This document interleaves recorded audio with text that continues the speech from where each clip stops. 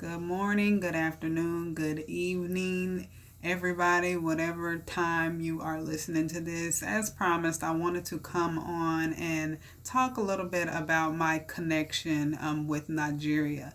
Being that I am starting this talk show, I'm co hosting a talk show soon called Trending with Aladdin and Tani. And my co-host is, well, I'm the co-host, but the host is Nigerian, and we're very good friends. So it's a cultural fusion type of thing. And I know a lot of my Nigerian followers are like, who is this black American girl cooking this egusi and ifo and stew and jollof rice? And, how is she so connected with this culture? Some people, think that I am Nigerian, which I don't know my DNA roots yet. I haven't done that yet. I might be. I don't know. But as far as my immediate bloodline, I'm African American, the descendant of slaves, and I'm proud of that. I'm very proud of that. I love my culture, not taking anything away from my culture. But the reason why I love Nigeria so much is because being an African American, we have culture here. And that's like one of the things I can't stand people saying, oh, African Americans don't have culture. Yes, we do. You just don't know our culture because you never asked about it. You never researched it. People that say that. I love my culture, but beyond what we have here, yes, everybody knows the history.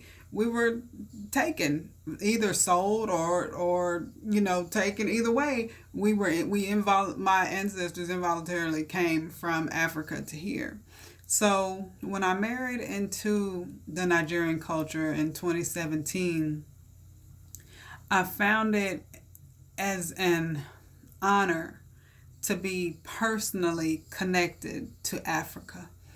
And I say that because, like, today, technology is very advanced. We can trace our DNA now. Like I said, I haven't done that yet, but I am planning to in December, along with my daughter. Don't tell her. It's a surprise. She's been wanting to do it. So I'm just going to get both of ours done. But anyway, we can trace our roots now. We can know where we came from, and some as specific as tribe, where different parts of Africa were from. But the personal connection is not there. And when I married into the culture, it became part of my everyday life. Now I'm living two different cultures. And I just found it so beautiful because I'm like, oh my God, this is part of my life. And I'll go back to the very first time where it really hit me, y'all. It was such an experience. So at the time, before I got married, I was just dating. We were just dating, and he had invited me to his church just a week after we met. And I was like, okay, I'll come to church. I was looking for a new church home again. I haven't been to church in a few years. And I was like, yeah, I would love to come to your church. And I was like, well, what kind of church is it? And he said, it's a Nigerian church. I said, okay, well, that's fine. Are there any Americans there? And he was like, I said, ain't no Americans there. But it's cool. I didn't know what to expect. I was like, it's cool. I had no idea what to expect, but I went with an open mind. And it ended up being a Redeemed Church, RCCG, one of the biggest in North America. I believe the biggest in Texas. I do believe, but it's, a big church.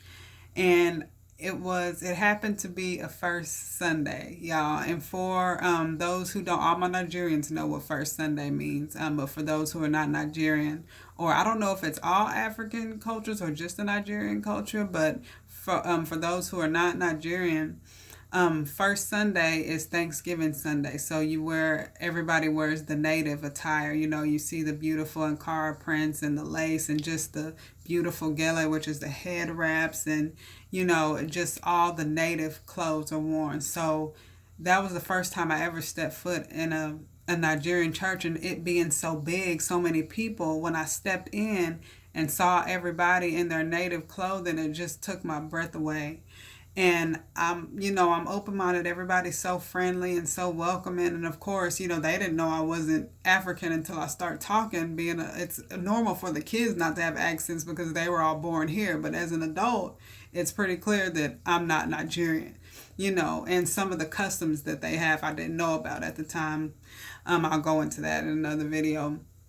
But when praise and worship began and they were singing American songs, contemporary songs, but the whole band, they had instrumentalists with their native drums.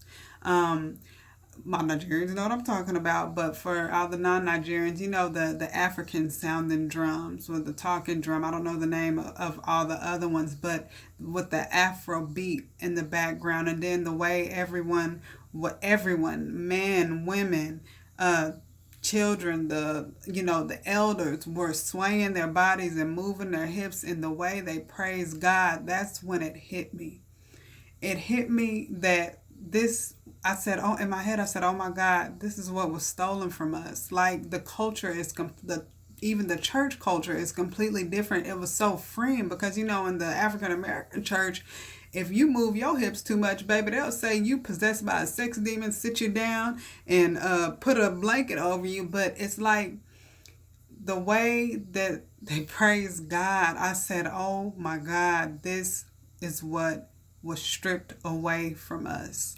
And I was moved to tears. Like, it was from that day on, I said, I want to know everything about this culture that I've married into because I felt the connection to Africa then and there in that church. And I'm still a member to this day. That was 2017 and we're going into 2020. I'm still very close to our pastors, talk to them very, very often. I'm still a member of the church. As a matter of fact, I need to take my butt to sleep so I can go to church in the morning. But that's what moved me so much into wanting to know about the culture, along with wanting to be a good wife to my husband, in the sense that I felt like if I knew his culture better, I could understand him as a man. You understand what I'm saying? Like, I don't know if people really get that, but there are, we look the same, we have the same skin, we have the same hair, but the cultures are completely different, which is a beautiful thing, but sometimes it can lead to little misunderstandings, even something so simple as a well-meaning word, but the other takes it, some kind of way because it means something different in this culture than it means in this culture. So I felt like, okay, if I learn everything about this culture, it would help me to understand my husband better.